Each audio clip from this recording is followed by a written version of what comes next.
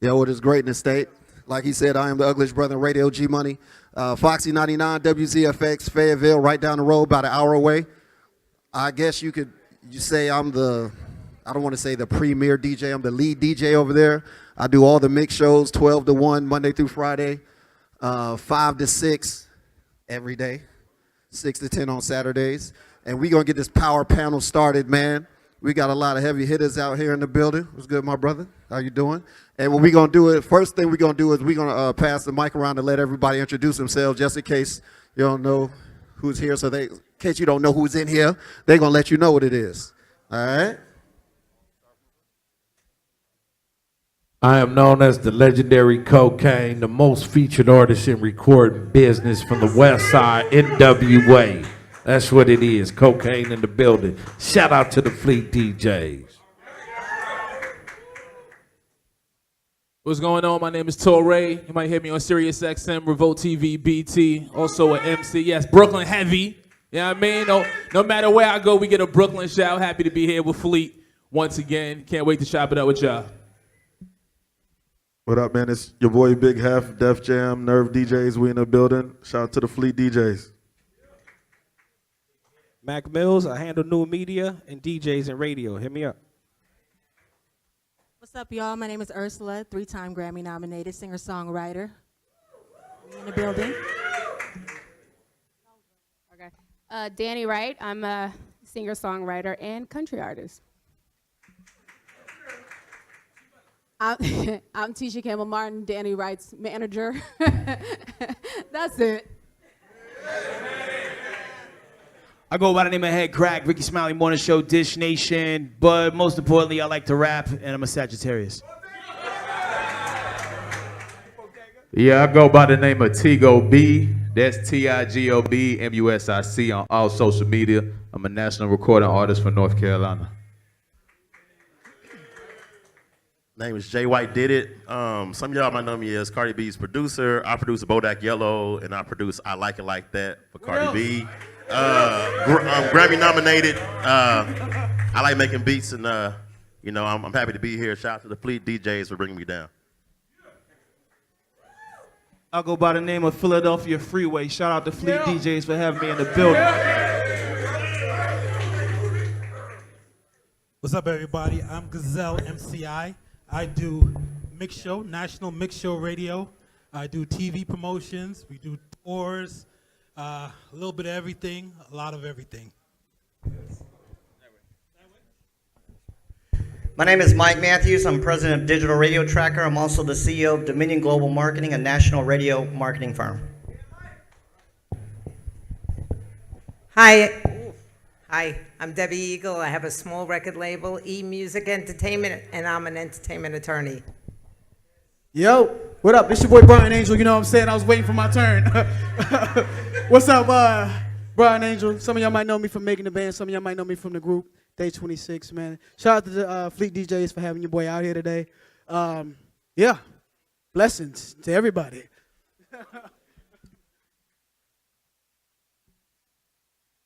All right, so look, so we see who everybody's in here, man. It's a who's who. You know what I'm saying? So we'll get this joint, thank you. So we're going to get this joint kicked off, something serious. Let's see. Let's open up the floor. Anybody got any questions for anybody up here? Nothing? Like, I mean, look. Oh, no, we got it. Well, look, man, first things first, man.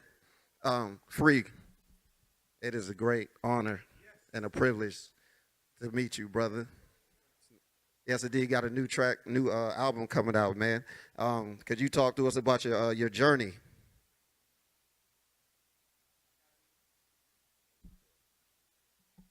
I just dropped a new album last month. The name of the album is Think Free. It's available on all streaming platforms. It's my first album back with Rock Nation. You know, we're doing the major. The album is crazy. I got some crazy collabs on there. I got Lil Uzi Vert on there. I got Jadakiss. I got Faith Evans on there, Fat Joe. I got Wayne on there. The album is crazy. You know what I'm saying? And you know, y'all know me. I've been around for a minute. I've been grinding from the legendary Rockefeller Records. And then, you know, when the Rock broke up, only thing I did was go back to what got me there in the first place, and that's hard work. So when Rockefeller broke up, I was able to sustain a successful independent career. Now I'm back with the majors. I'm back with Rock Nation, and we pushing. And shout out to Fleet DJs for all the support.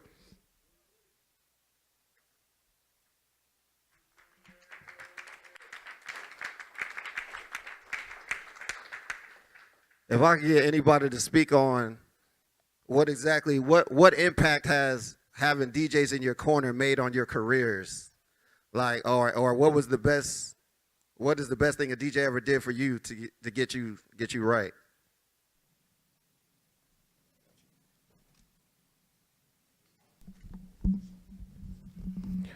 This the legend.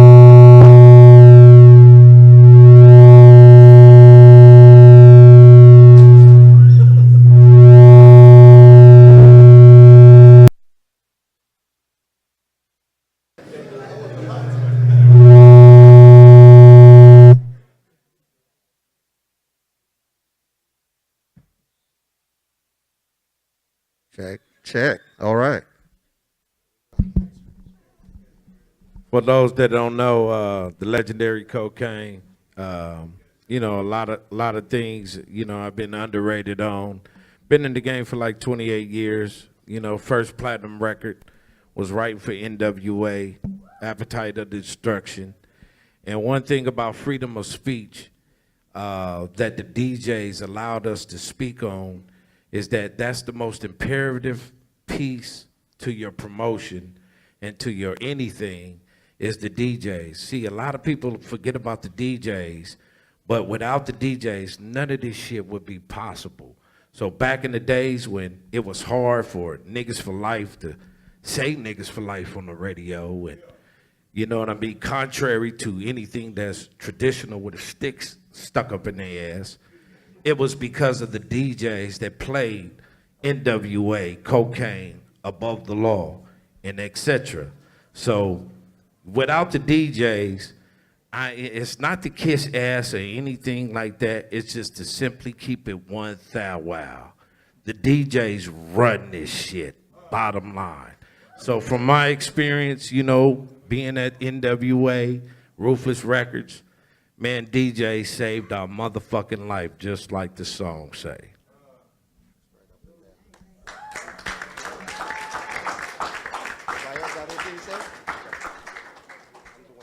What up, what up? How many of y'all in here DJs? Who a DJ? Make some noise. So you got your ear to the streets. You know the hottest shit in your community, your neighborhood, your block, all that. You know the hottest shit out there, right? You sure? You break records. You play brand new artists, break artists, you break records. Because that's what a DJ is. Don't let these playlists get it confused. Don't let these curators, these tastemakers, and none of that shit get it confused. The DJ is still the foundation, the backbone, especially of hip hop. And if you a DJ, make sure you get in with the right artists. Make sure you breaking records. If you think a record is hot and you believe in it, play that shit. I don't care if you play it out your window, you play it during your set. Put people on the music. That's what DJs are here to do. And the industry and the business is so misconstrued. They might go by what's streaming, or they might go by what's trendy, or who got the most views and likes, but that don't have no bearing on the quality of the music. Like, dope music is dope music. Make sure you supporting dope music. If you got an artist in your hometown, you think they ill, get with them, work with them, show them how to develop and advance themselves and go into the business together. But if you call yourself a DJ, definitely make sure you out here pushing the music forward, pushing the culture forward. As far as the impact that DJs had on me, shit, my first big record was with DJ Premier. I went from being a fan, admiring this legend, to working with him and having a bunch of joints with him. The shit changed my life overnight. My relationships with all the DJs I knew, going up to the radio stations, going up to Sirius XM, making sure I was ready to spit a verse, making sure I was ready to do a drop. All those things enabled me to have a position to work at Sirius XM, to have a show now 6 days a week, which opened up a whole bunch of other doors, from television hosting to acting and all of that. But at the end of the day, the core of it all was the DJ. So make sure, like I said, if you're a DJ, break records, fuck with new artists. I don't care if they got 2 followers. If the music is hot, that shit is going to build and grow. Don't let everything else outside of the music influence your decisions. Rock with dope artists and make sure you continue to push the culture forward. Greetings. My name is Dwayne DeRock. Been in the music game 33 years. Produced a lot of, started my whole music career in New York. Produced like 80% of New York hip-hop artists. I had my hand on it, on the production end or as consultant. But the bottom line is the DJs are the vibration of the music right now. If you look at DJs are getting checks that artists should be getting. So, you know, you can actually go on tour and perform in front of 50,000 people because the DJs, you know, hyping up the crowd and they're basically playing their own music. So the point is for my career starting off, I just know DJ Red Alert. It always started off with DJ Red Alert. You know, you got to pay homage to all the people that really paved the way to be heard. Because without the DJ, you're not being heard. And don't go up to the DJ in the middle of the club and try to hand them something. You either go before or you go after, and then you turn around and ask them, yo, what size sneakers you wear? Yo, what's your favorite food? Oh, let me do that. Like, you put yourself in a position to give versus actually take and ask, and you'll find that you build a relationship and it'll go a long way. But I've been in the music game 33 years, and I'm still going, and salute to the Fleet DJs for having us all here, because the reality is, I'll just say this real fast. I produced a record on Jadakiss, right? I co-wrote the record Letter to Big for the Biggie movie. I called up Jada, I said, listen, let me get this record out there. He's like, I don't know how you gonna do it, but yo, let's see what the fuck's going on. So I'm like, all right, cool. So I hit up Classic. Yo, Classic, listen, I got this record. I want you to check it out. Classic did not hesitate. He made sure that the Fleet DJs, it got blasted, it got out there. So every time that I work with an artist, my go-to is the Fleet DJs. I don't care how big, how small. Like, I got records with Nicki Minaj. Like, yo, listen, Fleet DJs. Jadakiss, Fleet DJ, Jim Jones, Fleet DJ, because at the end of the day, this is a DJ coalition that actually works with independent artists and who's actually willing to build with artists and brands. So shout out to the Fleet DJs for having me here 3,000 miles away, real talk. Dwayne DeRock, it's on my shirt. I'm going to piggyback on what these 3 gentlemen said. Fleet DJs, you know, all DJs have their ears to the streets, and it is like what he said, what Dwayne DeRock said, it is about an exchange too. Like, you gotta give in order to receive. You gotta give something to the DJs and pay homage to the DJs. Like, with my first thing, I actually got hooked up with Fleet by Dwayne DeRock. And, you know, he made it very, very clear how important it was, even if it's just a drop. Artists that are out here right now, if they ask you for a drop, don't wait a month. I did all my drops, 250 drops, Classic in one night. And I lost my voice. And I'll do it again. It's because I understand how important it is. It's also, to a certain extent, a little test on your part. Like, you gotta respect them. So I understand how important, you know, it is to have a relationship with the DJs, and I appreciate them, you know, music-wise. I'm still starting out, and what I do as an artist, I looked at what everybody wasn't doing. Not the Beyoncés, not the Rihannas. What is it that the people who want to be in a certain position, why aren't they in the position they want to be in? So I study them. What are they doing wrong? How I can make it right. And one of the main things was to have an exchange and a relationship with the people who y'all run it. So you must have that kind of relationship. And like he said, don't go up in the middle of the night when they working. Figure out another way to do it. And shout out to Fleet DJs. And I just want to hand this over to my artist too, because she's actually a black country singer. And she's dope. Like, to me, she's going to be the next, like, Rihanna of country music. And so I really believe in her, and I want you guys to know we also are writing partners. We placed 2 songs this year on Empire. So, you know, that's really what it's about. Today is about exchanging. Y'all got music, we got lyrics, all of that stuff.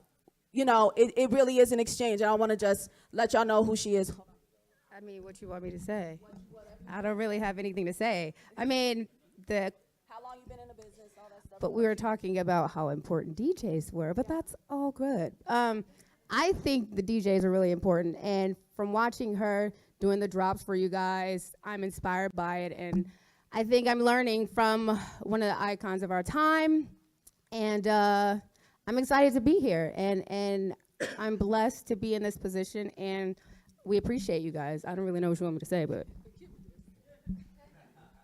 Yeah. What's going on, everybody? Y'all woke out there? If you got love for the Fleet DJs, make some noise. Yeah, man. See, look, I go by the name of Tigo B, and I got love for Fleet the same way. Like, you know, I'm an artist from North Carolina, and where I'm from, you know, I'm from Raleigh, but I did my music thing in Greensboro. You see what I'm saying? So where I'm from, nobody really believed that you could get a deal living in North Carolina. Nobody believed it. Anytime I would talk about, you know, doing music and doing it big, it's always, oh, you got to move to Atlanta, bro. You got to get out of here, bro. Go to LA. You know what I'm saying? But because I was messing with the Fleet DJs, and this is real talk, I got with everybody. You know, I know everybody real personally, and they all got behind my single called CNN, you know? And then we was able to get that thing charting on Billboard, streaming-wise. You dig what I'm saying? That was powerful. A big shout-out to this Fleet DJs, because if it weren't for Fleet, I don't think I would have landed that deal. You know what I'm saying? Once again, I go by the name of Tigo B. Y'all make sure y'all follow me. Thank you. Word up. It's your man, KRACK here once again. I gotta send a big shout out to the Fleet DJs, because y'all was like the first DJ crew to actively get behind my record, All the Way Lit. Similar to, you know, TISHA Campbell, I did all 250 of those drops with Christmas Day enthusiasm. But, you know, but as every DJ out here chills, man, I want y'all to keep that same excitement for the culture and the passion in which you guys, you know, participate in the same way y'all got into it. Because what has happened, and I've seen it on every level, like DJs have gotten very lazy. You know what I mean? You remember back in the days, like, some DJs would be the only ones who had a certain record, or they would look for a new artist to play that nobody else was up on. You know, as I bounce from city to city to town, I don't know where the fuck I am half the time, because everybody's playing the same records. And there is, and even more so now than it was back in before, like, the music's free now. You don't got to go to the record store. You know what I'm saying? Like, it's all out there. So whether you got to put some Peperico on a record from the standpoint of, like, maybe spike a acapella of a dope new artist over that new Migos joint, or, you know, use the instrumental for a dope up-and-coming artist on a popular record, figure out ways to Trojan horse it in. Because if any DJs here work for an actual radio station, you know how it is to have the handcuffs on you, and trust me, I get it. And I try to sneak the records in any way I can, too. Whether it be by playing a 30, 40-second clip or something, just to tell y'all to look for something. We just got to stay creative, figure out ways to keep it rocking, because you guys make people's dreams come true in more ways than you may realize it. So, you know, keep doing your thing and just stay creative and stay, you know, keep that passion, all right?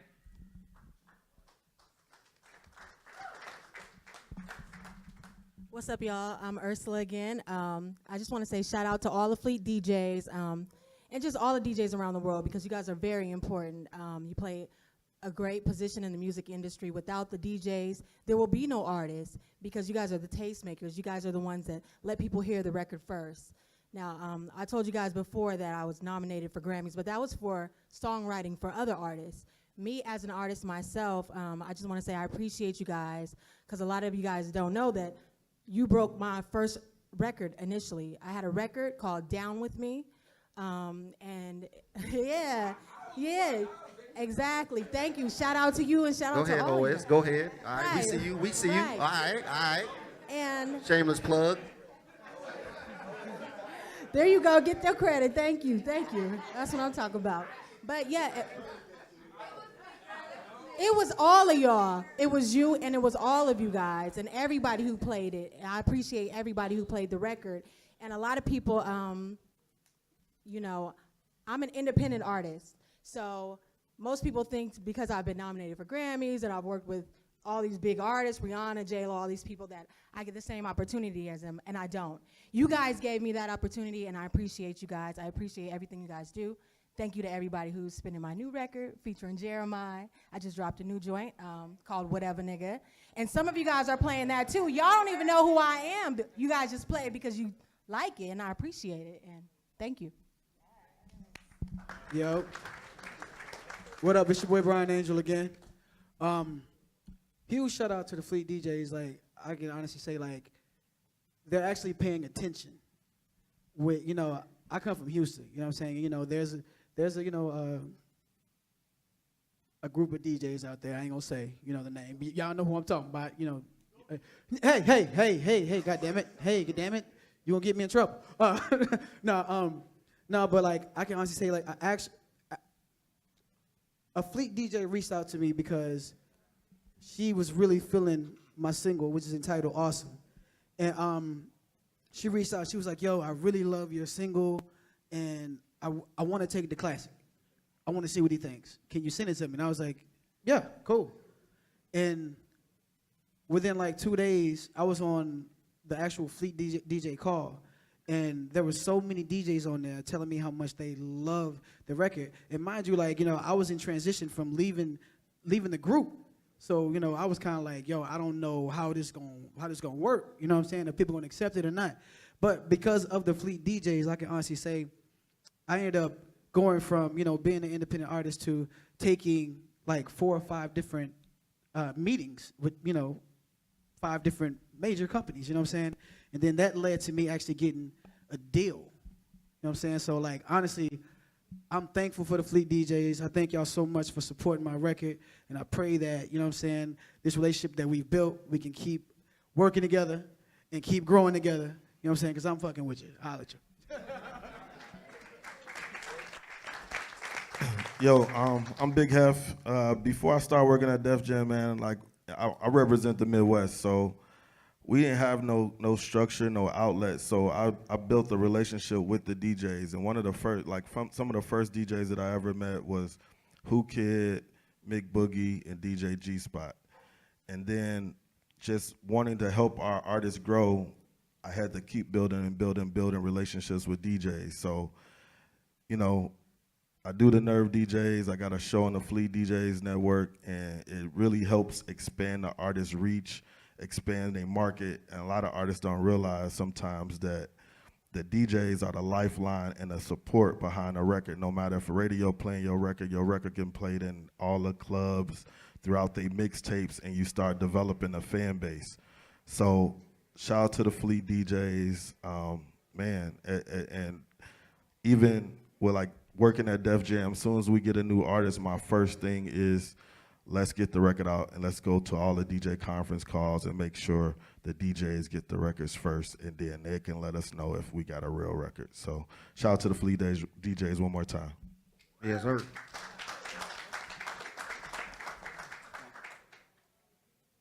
I would just say that what Hep said was a really good piece of advice for the artists out here. Like, if you got a song and you think it's hot, you should be dropping it with all the DJs, because you're going to get feedback on those calls. They're going to tell you the song ain't working out down in the South. It ain't working in the North. It ain't working in the West, but it's definitely killing in the Northeast. So you want to break the record, don't waste your money. If you're from Atlanta and the song is going to work in the Northeast, go up to the Northeast. You get real good feedback, and you will know how to budget and market from that. So especially if you're independent and you're working hard and the dollars are tight, you definitely need to be with the DJs and figuring out how to move the record. Got a question? Question for my man out of KC. Speaking of what she just said, DJ Suede, Charleston, South Carolina club owner and an Air Force veteran and a Fleet DJ. You had a record by Jenna called My Dip back in the day. I used to DJ in Kansas City too. Yeah. So tell them how you came from production from that side, from an underground artist to the major artist level where you're at now.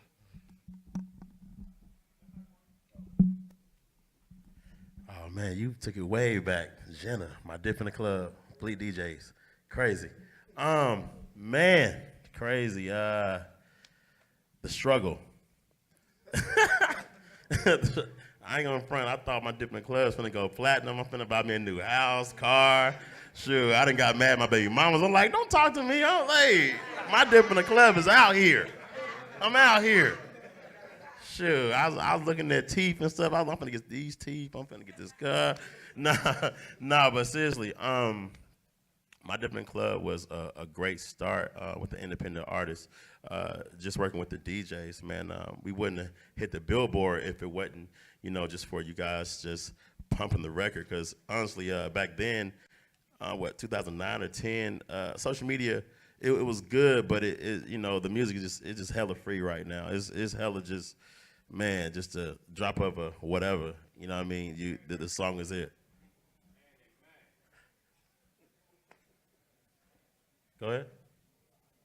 Oh, okay. So, I'm like, what'd you say? I'm trying to wake up, y'all. I just flew in, literally. I ain't been asleep yet. It's been 24 hours. I ain't been asleep yet. I got these shades on, trying to stay up, and dozing off these shades on and whatnot. No, but anyway, man, the struggle was real. Literally, I got with Cardi B. 2016, I was at my lowest. I'm talking about my lowest. I mean, like, contemplated suicide, everything. Baby mama's tripping.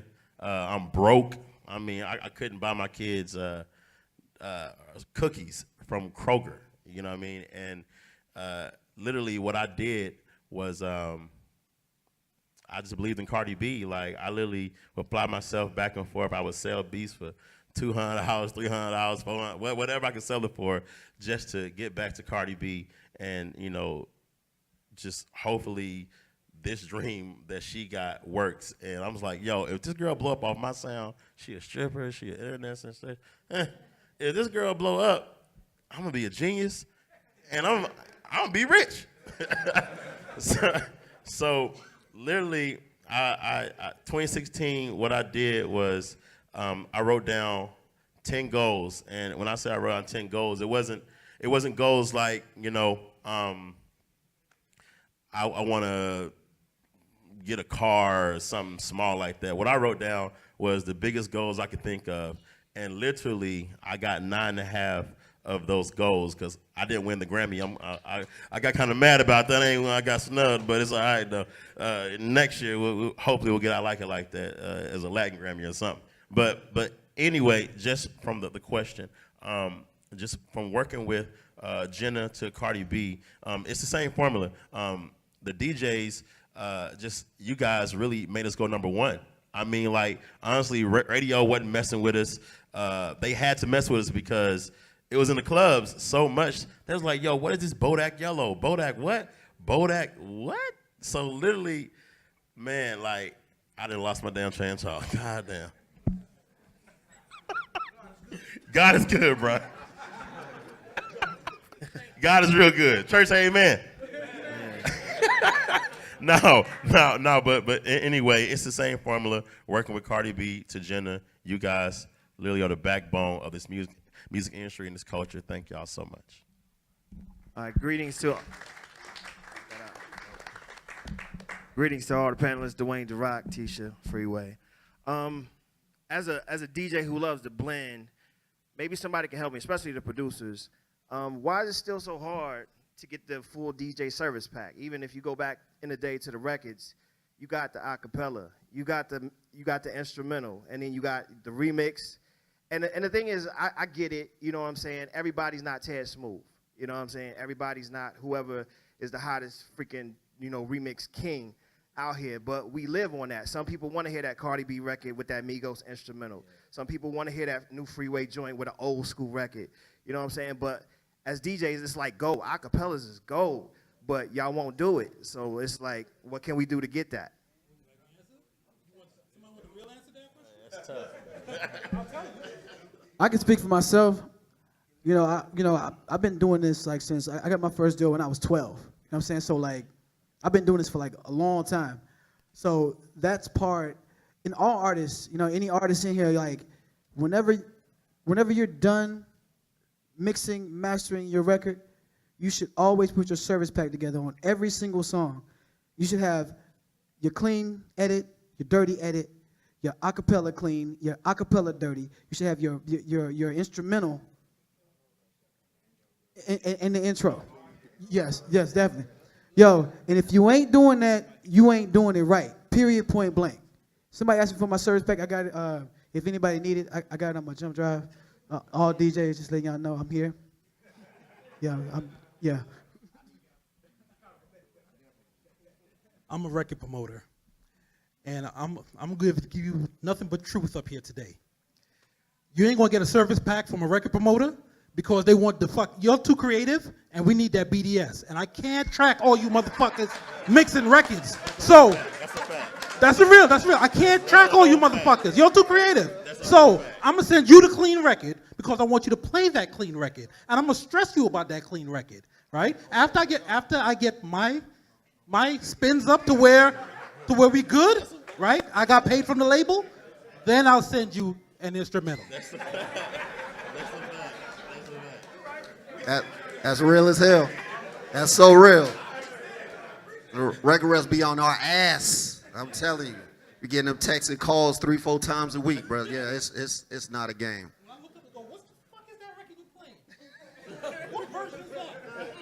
Bro, that's not my record, bro. What the fuck? Yeah. Okay, so let's transition. We got any up. You got a question? Okay, all right, hold on.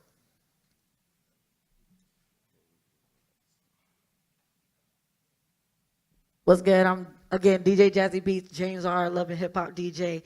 This goes out to the country artists right here. I just want to know, because like I said, I'm trying to be international. So are you gearing to work with hip hop artists like Nelly, how he came out with Southern Grammar, something like that?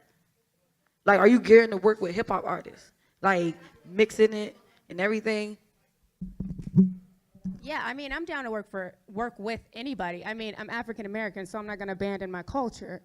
You know what I mean? So at the same time, I want to be able to show our culture that we can do this.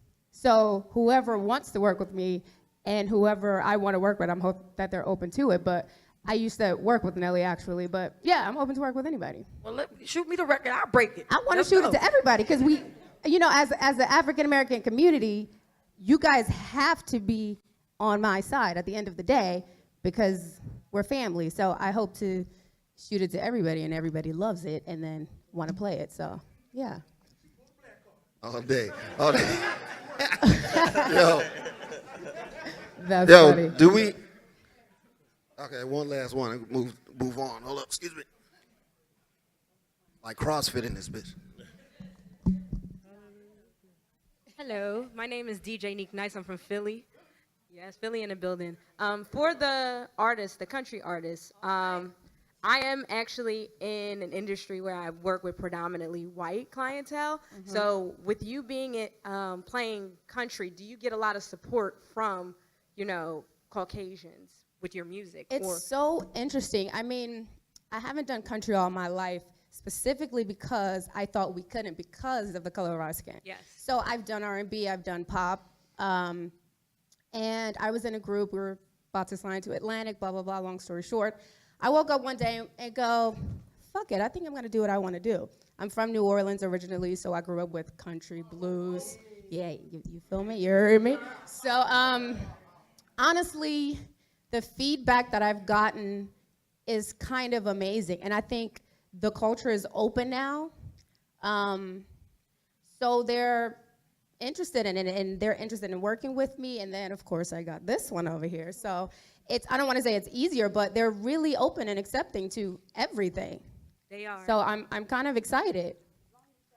As long as you tell the truth, that's all they care about. And they don't, as long as it's not fake, as long as it's not, I'm doing it just because I'm trying to make some money or some shit like that. I think country music makes me tell my truth, and I think it's gonna be great. And I hope I pave the way for a lot of our community. Well, I think you have a competitive advantage, and I'm a true advocate of it. Send me your record. Jay White, you work with country artists too, don't you? I can. You sure can. Facts. God damn it. I mean, Okay, whoever you got gotta- some country records out here, whoever writes, produce, whatever, I'm open to whatever I work with a lot of people, but But nowadays they got this thing called bro country, and bro country is basically us country, which means like hip hop, yeah, like it's all that mixed in one. So if you listen to a country record now, you might think it sounds like an R&B record or a rap record or whatever. So it's basically the same thing. So now I'm just gonna come in and do what we do and be the face of it. That's all. All right, right behind you. What's up, Fleet? My name is DJ Gidbuck. I represent the West Coast Fleet DJs. What up, Kokane? I'm from Las Vegas, Nevada. But what I wanted to really say is thank you to all the artists that went out, took out your way to do all these drops for us, especially TISHA Campbell. Man, your drop is in my radio station right now in your song, and I got people talking about, man, TISHA Campbell is back. Yes. Hey. Yeah. I got so many people in Vegas right now talking about when is she gonna come to Vegas, so they're ready for you right now. Yeah, when you're ready, They're gonna work that out. All right, we got a late addition to the panel. This is my brother right here. How y'all doing? It's Grammy Boy Mill Ticket in the building. Salute, what up? Yeah, light up. All right, yo, do we got any producers in the building? Okay, all right. Okay. Right. You trying to be? Yeah, I am too. Okay. So this was, all right, this was for the producers. They say any drug dealers in the building. Oh, there's more than two. Oh, okay, okay. I see. I see what y'all working with. It's the wrong product, but it's okay. It works. So for the producers in the building, man, like, how long did it take you guys to get your first serious placement, and then with a major, like, because I know you said like you took a chance, and it you know what I'm saying, it blew up. So Artie, I'm coming to you first because I know you the man. Yeah. So oh, they don't like me today. Okay. Mr. DeRock, you go ahead and start off, man, about getting placements and all that, good sir. Well, basically, I came from Boston. I'm from Boston, Massachusetts, moved to LA, and I couldn't find nobody that had that hip hop because everything was on the G-Funk, the West Coast vibe. So when I've learned that a lot of artists from New York was parlaying in Cali because of the weather, the vibe is, you know, it's my first time being out there. So for me, I had to take a different approach on how I want to get to these major artists. So I just established a high level of confidence that I was already there before I was even there. So 90% mental, 10% physical. So that's the concept of success. You have to conceive, believe, and achieve. That's how you get it. So I had already in my mind, I went to a concert, I had already envisioned me working with Big Daddy Kane. So when I went to the backstage, I was like, told the security guard, yo, I'm Big Daddy Kane's dancer. But security guard was like, yo, there's no way you're his dancer. He's by himself. I said, go ask that guy over there. And he went to go ask. And God told me to say Big Daddy Kane. I ran to the left. Big Daddy Kane was right behind the wall. I ran up to him with a Walkman and some beats and said, yo, check this out. Security's coming to bum rush me and get me out of there. Big Daddy Kane turns to them and says, don't you see he's with me? Get out of here. So I turned around and looked at him and I said, wow, how did I see that in my mind when I was at the gate of this going backstage? Security was like coming to tell me I'm not welcome, I'm not invited because I'm not Big Daddy Kane's dancer. God told me to say Big Daddy Kane so I can go connect with Big Daddy Kane, got my first placement with Big Daddy Kane, got a publishing deal with Big Daddy Kane, changed my life. So the point is that you have to be clear in your conscience to be able to hear when God gives you a voice, when God gives you a name, when God gives you a place to go, because you may hear it subconsciously and then turn around and say, why do I have to go over here? Well, then I go over there and then here it is. It happens. When I did that, I stopped and said, you know what? I realized as a person of creativity, we're all tapped into a creative source. So when you tap in, it's the same source that you tap into the vibration of understanding subconscious learning. Learn subconscious, then conscious, then you. So what I'm saying in a nutshell is I turned around, after that placement, I started listening to my vibration and my spirit.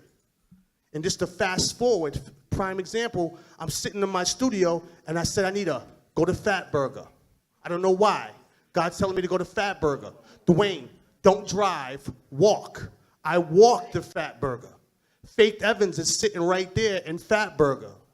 Next thing you know, I'm talking to her, building with her, and then I end up writing the hook for Letter to Big, which was the Biggie movie, the main song off the Biggie movie. So the point I want you guys to understand is that because it's from a creative source, I need you, every single one of y'all, to take on the spiritual aspect of your creativity and allow God to speak to you on that vibration. And I promise you, any opportunity that's there for you, you're going to get it. Man is not in control of shit. Sorry. Faith is with God and yourself and your understanding. So when I moved, Amen. I was homeless in LA. I met KOKANE in '94. And I saw him and I was just like, yo, who's this? I keep hearing this. I said, yo, it's like this guy named KOKANE. I said, why is there a kilo at the damn, I was like, I couldn't understand it but when he came out, he was very like, yo, listen, man, he gave me game. He said, I know you're not from here. He knew I wasn't from here.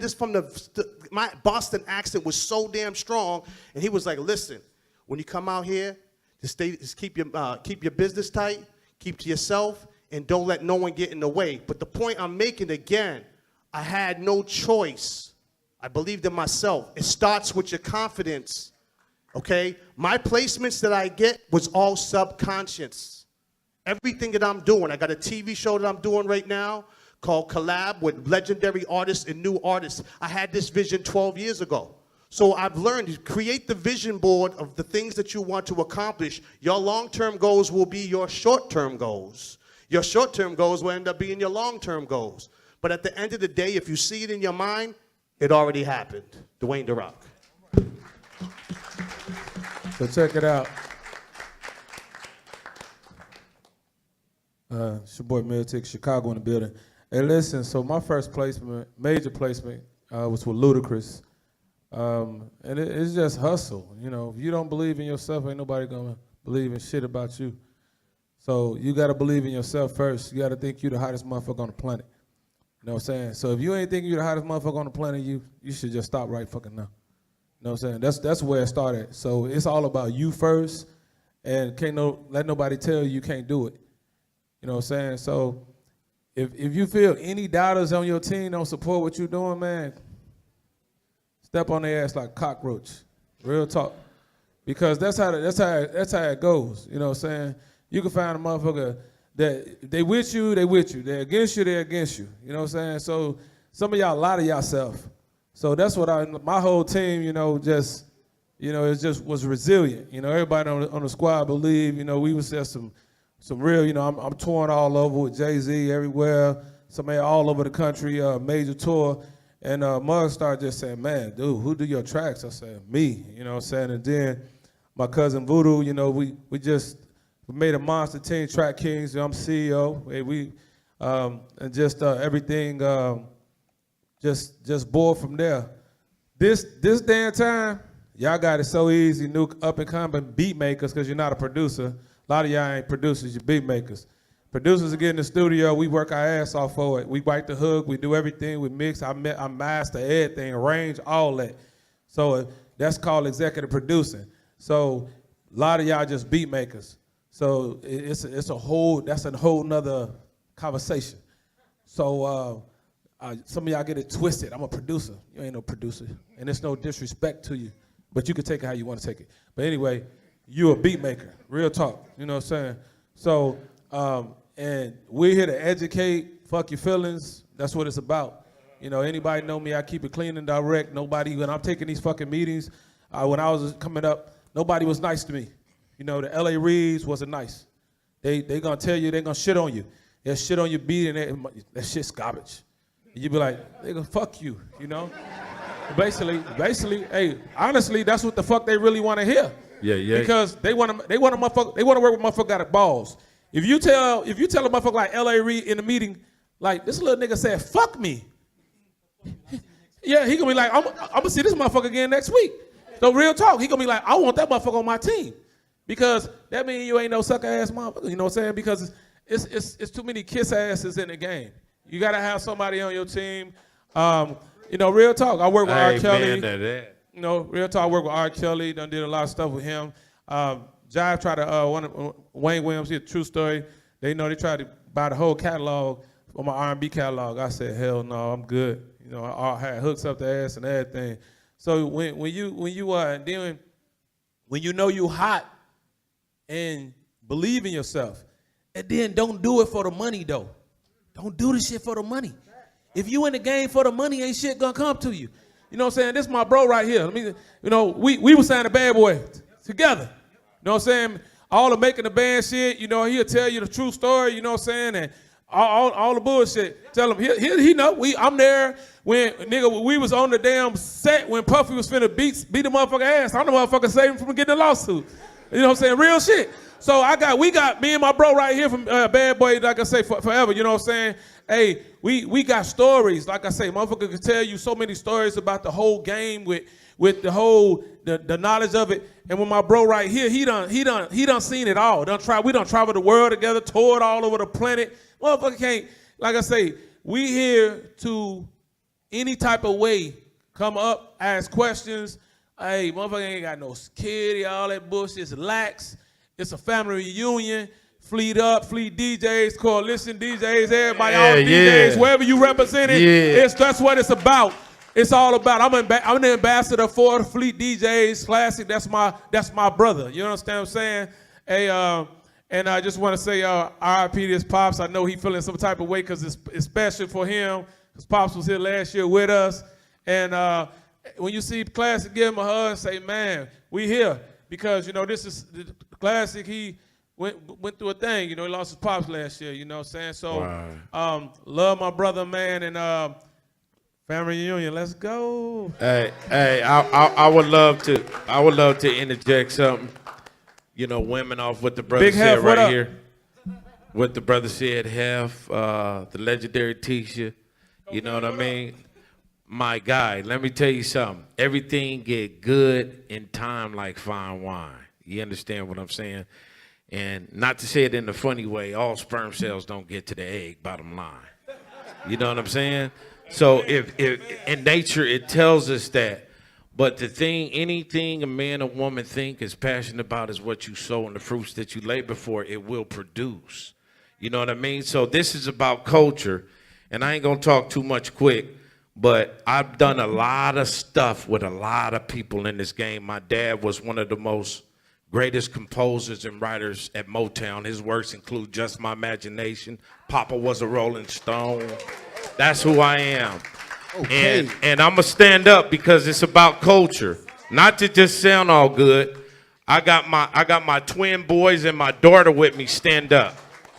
See, that's why we all here, to hand the baton down to the next generation, because it's all about one thing, man. It's about culture. Everybody in here talking about culture.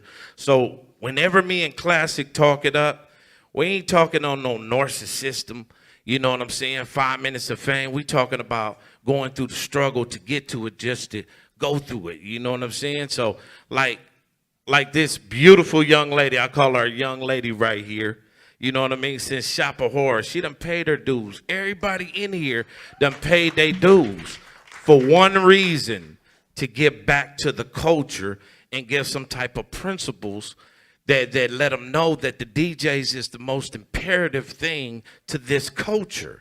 So that's why I'm here. I'm excited that I get a chance. I done been on stage with Puffy, Kumo S1, Dr. Dre, whatever you want to say. But one of the most imperative things is to see the elders here give back to the culture and really be genuine with it. So I salute everybody. Everybody give their own self a round of applause for that. That's from Kokane. Hi, this is Debbie. I just want to say that there's a... Hi.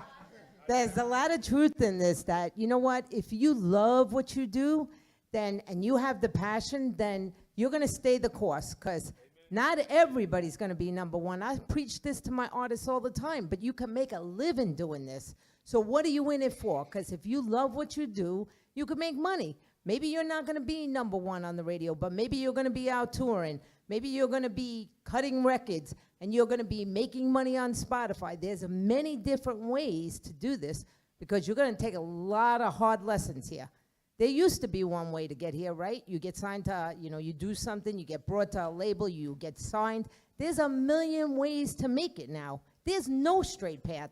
So you don't even have to doubt yourself like, oh, but this guy did it this way, I have to do it that way. No, you gotta be real with yourself and stay the course. And if you love what you do, you're gonna make it, because you're not gonna give up. The race don't go to the fastest, it goes to the one with the most perseverance.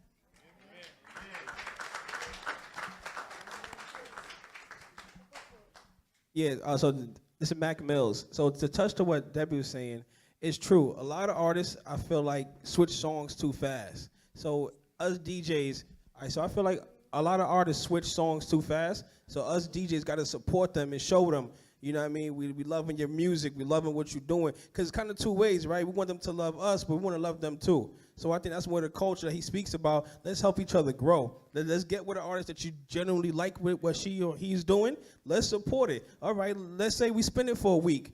Let's spend it for 2-3 weeks, right? Let's help them out. Let's just show them that love counts. You know what I'm saying? We take that music, they grow and we grow. So that's what she's saying too. Keep it going. There's Spotify, there's iTunes, there's all this stuff, right? Where all the DSPs pay us directly, right? So we don't need a label, like she's saying, but also you need support. So let's remember that, right? Even though we need a label, we need to support each other. We support each other, we can grow together. We grow together, we make that history, right? And we can stay the number one culture, the number one selling platform out here is us, right? Because we're the one consuming everything. All these people following us, right? Country was us, remember?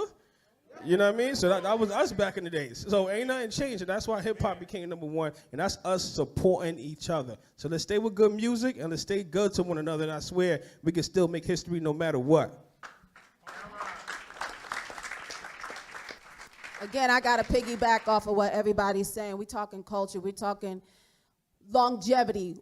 We're talking what's the difference between being an artist and being a celebrity. There's a big difference. You know, you DJs are artists, right? You're behind the scenes most of the time. A lot of people may not know you. Some people get in front of the camera, but for the most part, you're artists. So you do understand what it is, what the difference is. The difference, for those who don't know, the difference between an artist and a celebrity is this. Artists communicate. We communicate through music, through art, through whatever, right? The biggest difference is artists know that they're serving others.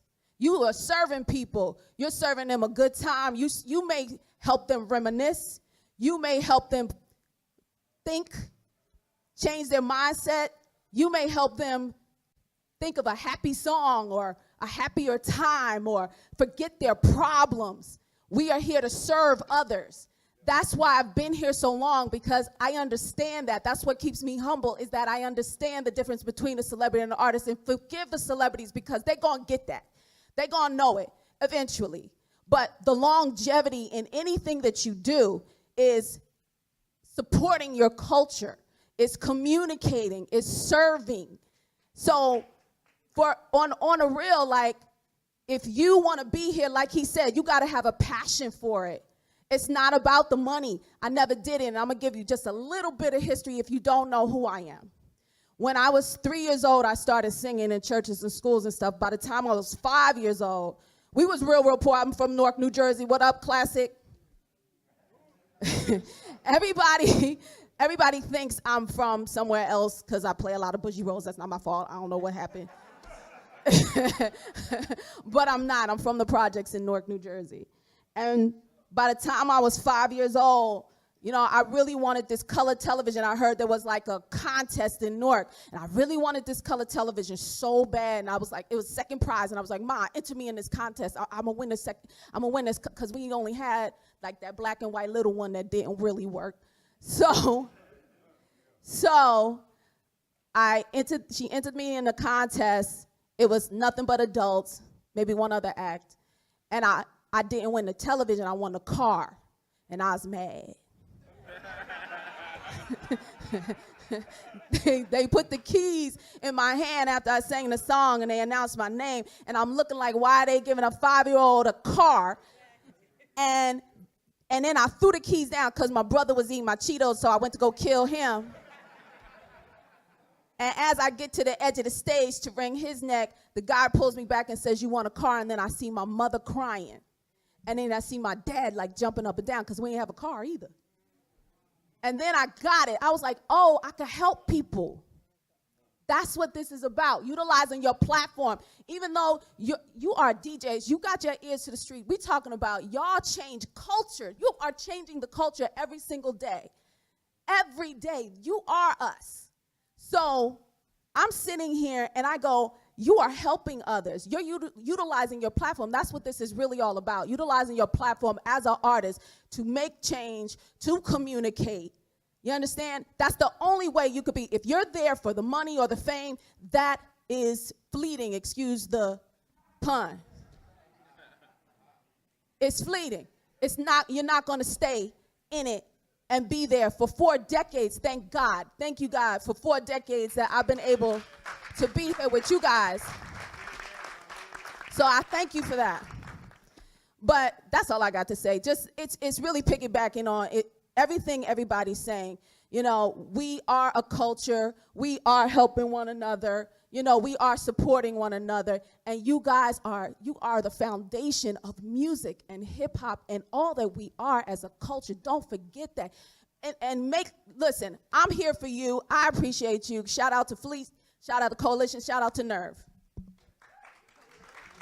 Well, yeah, I guess also to piggyback on that, as far as just like, you know, keeping the culture going, as you look at hip hop, it is one of the, you know, few cultures where the guys who actually started it are still around. And one thing I noticed a lot is how we quickly crumble up a lot of the pioneers and throw them away and don't give them that opportunity to continue to shine. And I know sometimes, you know, formatics with certain stations have a lot to do with that, but, you know, if you get a new record across your desk from like a De La or a Tribe, you know, maybe you can utilize it if it, you know, if it sounds right to you, you know, because like everything that you like ain't always what you play. And I understand when you're in the club isn't always going, you know, time and place for everything.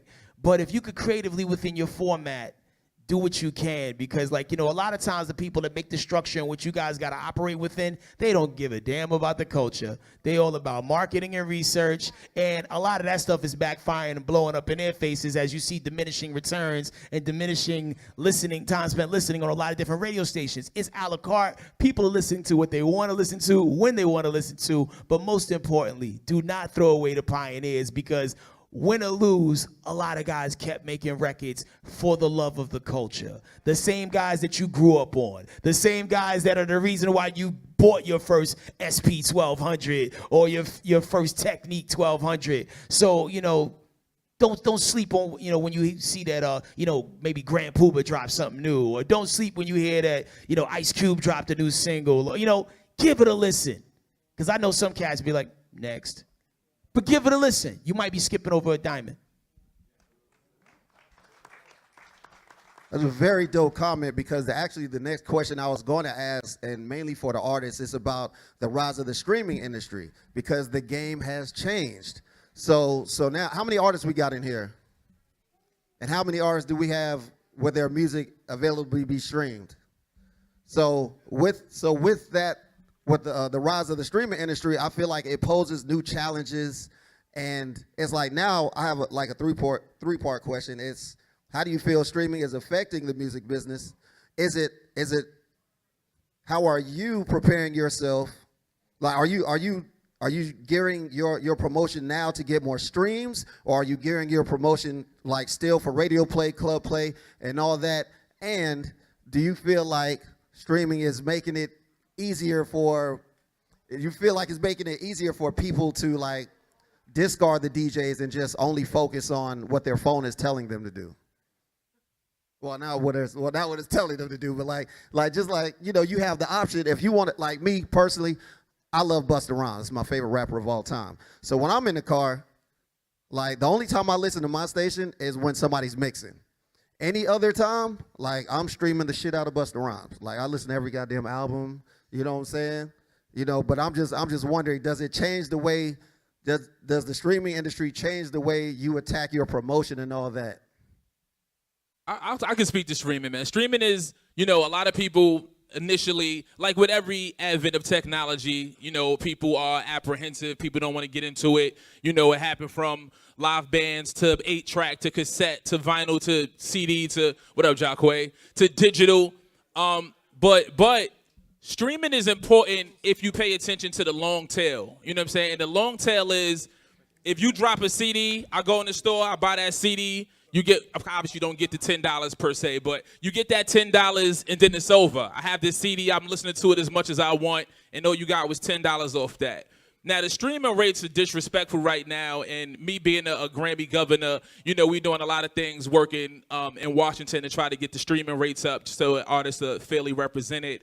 But what streaming helps with is the difference between you getting that one-time $10 sale and you getting streams over the duration of the rest of your life is where you can make up in your money, you can make up in your popularity, you can make up in your relevance and continue to grow and build on something for years and years to come. But the key is to own your shit. You know what I'm saying? Like, own your music, own your masters. Make sure you signed up with a PRO. Make sure you signed up with Sound Exchange. Make sure that you got the right people on your team. You know what I'm saying? Because, like, at the end of the day, the music business is a business. And as much as we all love the music and we love the culture, or at least I hope we do, you know, you want to be on top of your business. You're not going to be able to sustain a lifestyle and live if you're not on top of your business. You know, TISHA spoke to being a celebrity and being an artist. You don't have to be a celebrity to be an artist. You know what I'm saying? You don't got to be. A lot of y'all in the room know me. A lot of y'all don't. I've been doing this independently for 10 years. I'm not going to put my business out there, but I'm very successful without having to be. All right, I own a couple cribs. I got a couple cars. My kids is good. You know what I'm saying? Like, but what it is making sure that you understand and own your shit. You know what I'm saying? Like, leasing and having syncs. You know what I'm saying? I just signed off on 2 more syncs. I make more money syncing records and television shows and video games than I did selling projects. You know what I'm saying? Like, owning your shit, making sure your merchandise and all that is together. Like, it's a business. Don't go into it blind. Don't go into it closed-minded. Don't have, you know what I'm saying, just this one. Yo, I just want to be on stage ripping it down and not have your business together, because you can sell 3,000 records, 4,000 records independently, but if you's getting $6 off that, you know, because iTunes going to take they 3 off the top, you know what I'm saying? You might have to pay a distribution fee. But if you get $6 off your project and you sell 4,000, 5,000, you're doing all right. You got smartphones, do the math. You know what I'm saying? And then you tally in just being able to monetize your whole shit, monetize your YouTube. You know what I'm saying? Like, owning your shit, having creative control of your music and your product will enable you to sustain a lifestyle and make a living in this music without having to compromise yourself. You know what I'm saying? Hey. Facts. And another thing is too is y'all need to look into the Medium. It's MIDEM. It's a conference that takes place every year, and all the territories come together and they bid on music. So if you find that you ain't getting signed here, and you know you worried about, you know, if you're gonna make it or not, you know, if you make music somewhere in the world, someone's gonna gravitate to it. Okay, I had got a deal with Warner Brothers in Germany off of doing a Tatiana Ali remix for Daydreaming that ended up being #2 in Europe. But the point is I'm an artist first, then I became a producer, then I became a businessman. So it's important that you understand how to get your music out there through other avenues. And all you artists and people and producers, DJs, put on the business hat. Because it's 2018. I'm eating off of something that I did in 1998 with Christina Aguilera. I just placed it.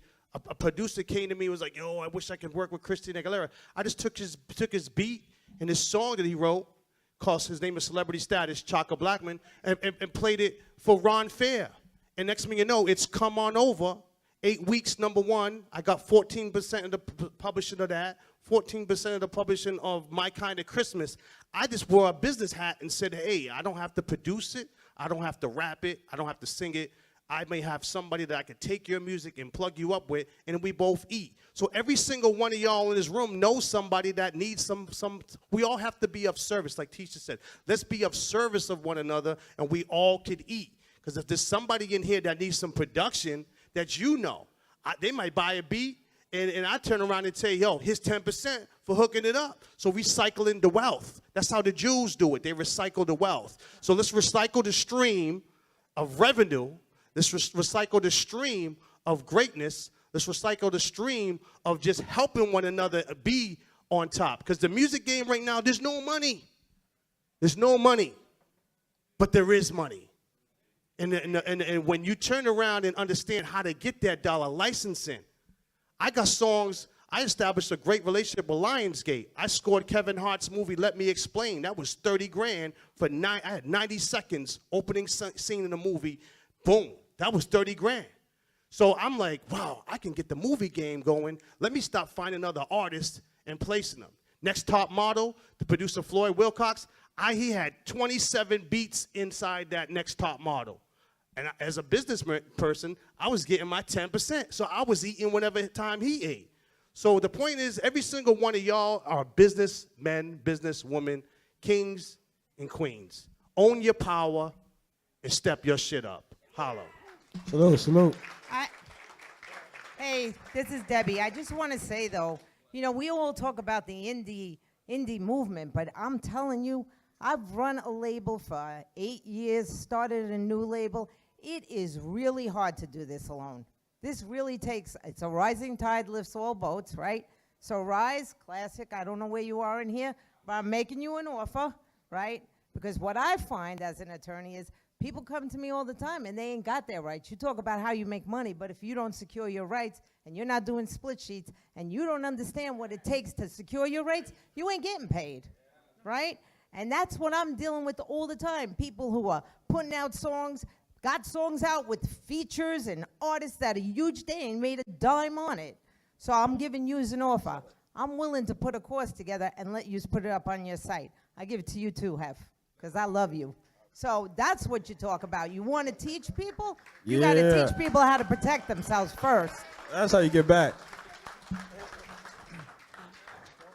Ursula again. Awesome. Oh, sorry about go ahead. I'm sorry. Go ahead. Ursula again. Another thing for the artists, I work with a lot of artists. I'm a songwriter. I've worked with every artist from like Rihanna to J-Lo, Tamar Braxton, Music Soul Child, you name it. I've worked with almost everybody in the industry I've written for.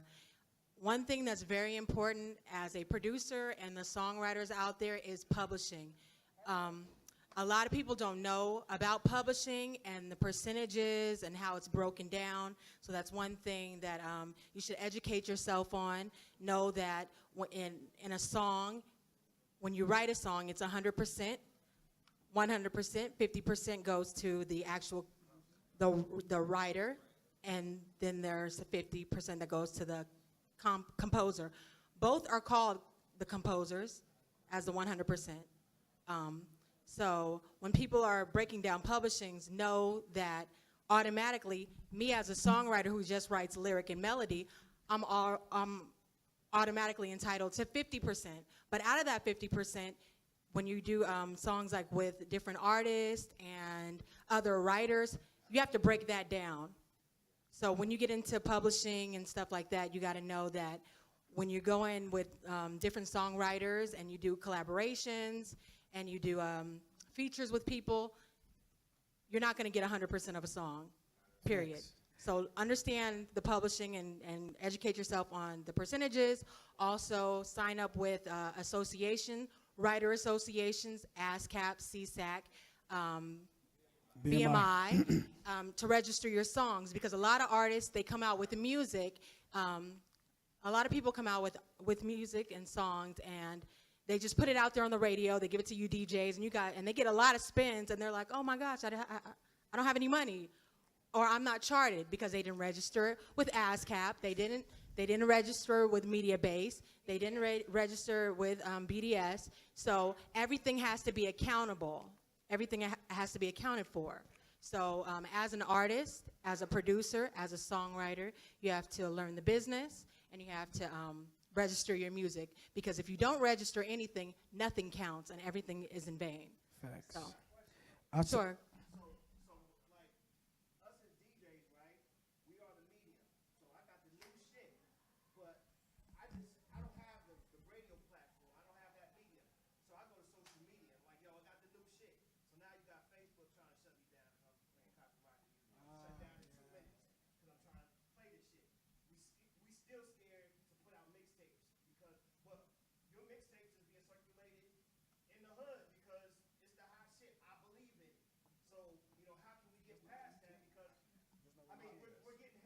What you, let me just tell you this. Anything that you're promoting on Facebook and they shut you down, you got to put, I don't own the rights.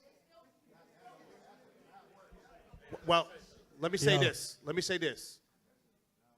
You have to find a way, okay, as far as other social platforms. Because I know Instagram don't care at all. Instagram. No, Instagram cares. Well, you know what it is? You know what it is? I'm going to say this. I had a problem, but I'm not saying that you don't. But I just know this.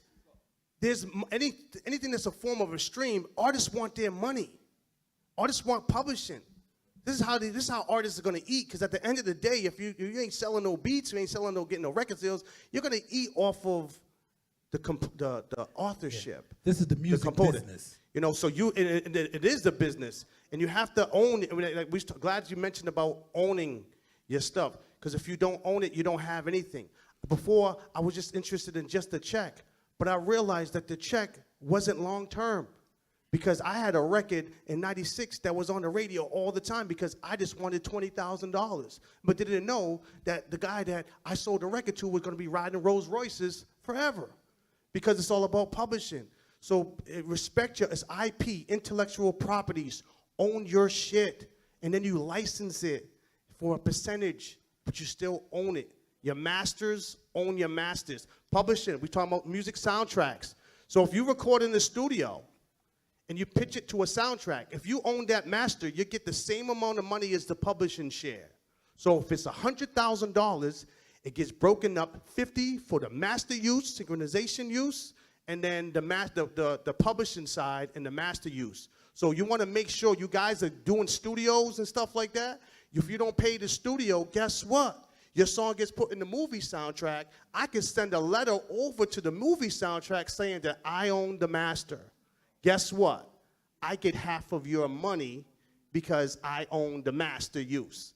So all you artists, producers, if you get in the studio, get a receipt, pay for the studio, own the master, so when it gets licensed, that check goes right in your pocket, for real. Yo, sorry, my bad. Real quick, we only got like 5 minutes up in this joint, so please make your answers quick. Well, let me tell this brother, like I said, this is the music business, and you keep wanting to step on people's toes over there. The people that own the music, well, you know what? In this digital age, everybody that owns the rights to those music, they're trying to get paid too, because it's not like we can sell a record and make $5 like we used to. Now everybody's making pennies. So they're trying to control their pennies as much as possible. That's why every time you do a mix, they shut you down. So now you got to come up with something different to do. Or maybe you need to go backwards to physical copies. You wanna touch the hood? Maybe that's the way you touch the hood. Make the thing hot. It'll get back around. Well, look, bro, I'm gonna address your question. Hold on, let me address my man's question. I got the answer. Go ahead. My man. Well, I just want to say this: all artists, all producers, and everything. Just remember, it's not called the music. It's called the music business, and meaning that it's 95% business. You know what I'm saying? So like, you have to educate yourself. Just don't. I mean, of course, we all do music because we love it. You know what I'm saying? But when you take it to that next level, when you want to like actually like profit off of it, take care of your family, so on and so forth, this is the music business. Period, point blank. And if you're too lazy to educate yourself, don't do it at all, please. Facts. Because you're gonna be hurt. I promise you're gonna be hurt. Yeah. Because this industry is a lot of smoke and mirrors. So educate yourself, please. All right, so check this out. Answering your question. This is how you do it. So you're a DJ, right? You're trying to break an artist, right? So first you gotta have that relationship. That mean that artist ain't on their business. So that mean Facebook. So streaming is so big now that Drake did 1 billion streams in 1 week. So that's huge. So they gotta protect the artists. You understand what I'm saying? So that's why everybody's getting involved. So the artists make sure that you're taking care of your business and handling your business, making sure that you're, like we talked about, spreadsheet, breaking everything down, make sure your music is registered, ASCAP, BMI. So Facebook don't want to get sued. You understand what I'm saying? Because it's easy to sue one of these companies. And that's where it's at. So that's why they're trying to protect they butt. You feel what I'm saying? For all the Hey, DJs listen. out there, I think you need to go check out this new platform.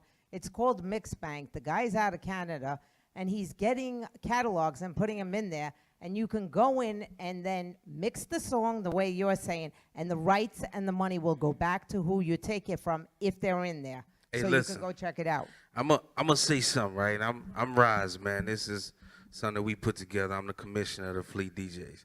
So to answer your question about you putting music on Facebook and you putting shit on Facebook, those sites can actually be monetized through third-party companies. I know a company that my man put me on to called Vidya. Vidya actually monetizes Facebook, Instagram, and different social media sites, and they actually will take care of what that is in order for you to get paid for the content on your site.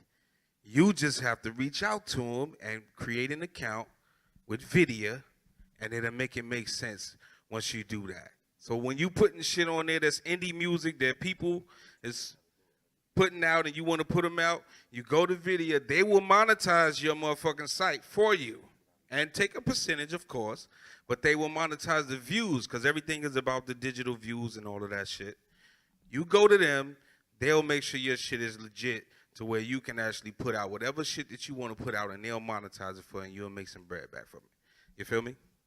Go ahead, Go ahead, Jacqueline. I just got a question. For you, what is the difference between mechanicals and like a writer, like a person that wrote the record, and then once it go on Spotify, then it's mechanical? Like I always get confused with that. Yeah.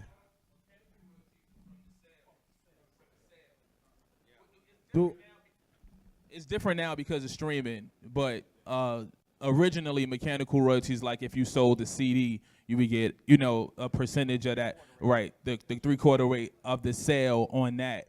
But now everything is so different, you know what I'm saying? And that's why your splits are important and only your masters important. Because a lot of times in the streaming age, only the master, the person who owns the master, gets paid. And then it's their responsibility to pay out everybody else. And a lot of times in the indie space, people aren't doing that. That's why I don't know my shit.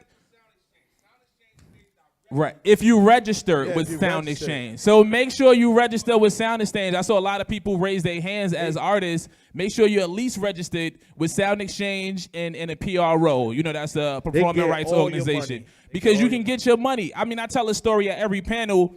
My sister, Rod Digger, TISHA, Jersey. My sister, Rod Digger, was like, years ago, TORAE, you registered with Sound Exchange? Nah, I don't know what that is. She was like, look it up, figure it out. They just gave me a nice check. So it took a long time. When I did it, it was a longer process. You had to do a lot of shit, but it was worth it. I was leaving out to go Christmas shopping some years back, and something told me, God told me, to check the mailbox, right? God told me to check the mailbox.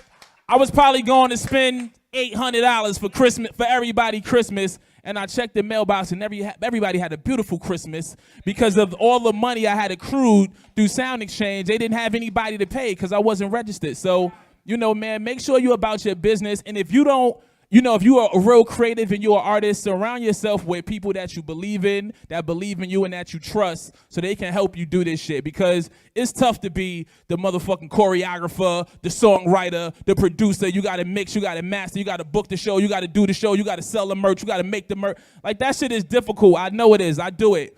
But if you got the right people in place, you know what I'm saying, to help you in your dream and your journey, this shit can flow smooth. But ownership is key, and making sure that you at least, it's so many ways to get paid now, making sure that you at least take the initiative to try to understand some of the different ways that this business can benefit you. Because it's a lot of people getting money that's not of the culture, that don't care about the culture, that ain't never been to a club, that ain't never been on the block, they ain't never been in the trap, but they telling you will work. You know what I'm saying? Like, just understand your power. We still have the power, and support is big, man.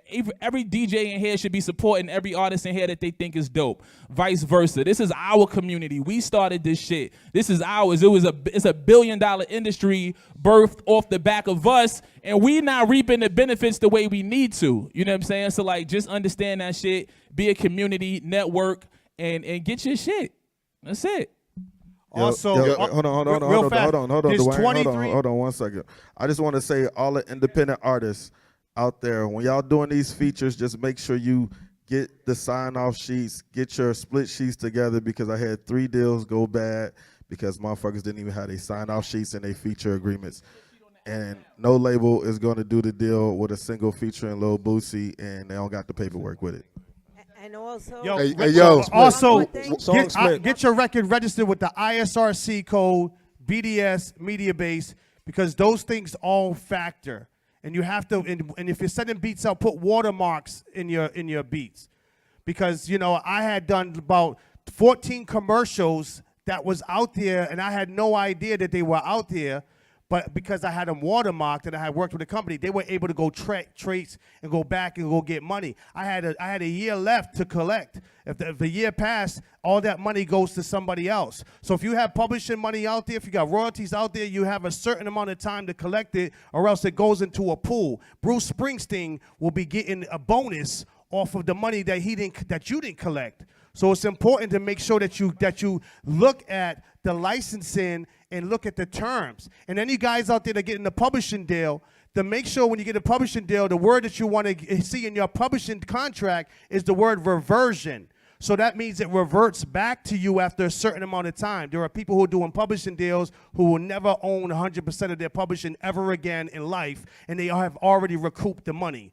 So next time you do a deal on the publishing side, make sure the reversion is in the contract. Make sure when you do a deal in the contract, an artist deal, that the word ROW is not in the contract. ROW means rest of world. So you want to do a deal domestically and then go do a deal internationally and go get the same amount of money that the label would have got, because they'll turn around and tell you you have not recouped, but they had done licensing deals with each territory and recouped all the money right off of the first license. So just know the game. I'm Dwayne DeRock. Anybody needs some beats, holla at me. Let's go. Hey, yo, I want to say something to the DJ that was talking about doing your mixes on Facebook.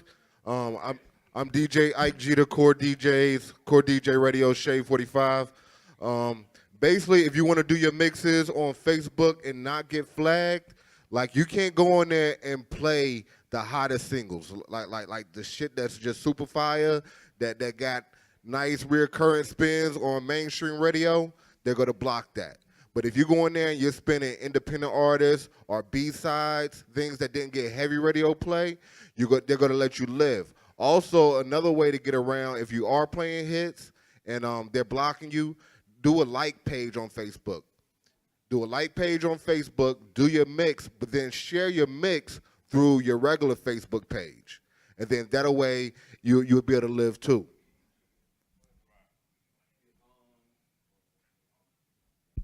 Yeah. Cause we got to get up out of here like right now. So here you go. Back to what he was saying with the digital thing. DJs definitely support the artists digitally.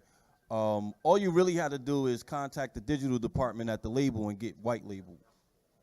Yeah, you get your account white label. So you contact the digital department, like say Rock Nation or Warner Brothers or Universal, and what they'll do is they'll white label your account. because when they monetize it, they still gonna collect the money, but you'll be able to put out the records. So, and you're a DJ, so if they don't do it, I mean, that's the wrong person. He ain't gonna be answering that phone very long anyway. He's gonna be somebody else. You know what I'm saying? So Yo, we gotta get up out of here. It's like 5 o'clock. We supposed to be out of here minutes ago. Give a shout out to all the panelists, man. It's such great motherfucking information, man. Fleet DJ Conference 2018. We appreciate y'all. We definitely appreciate everybody that came through.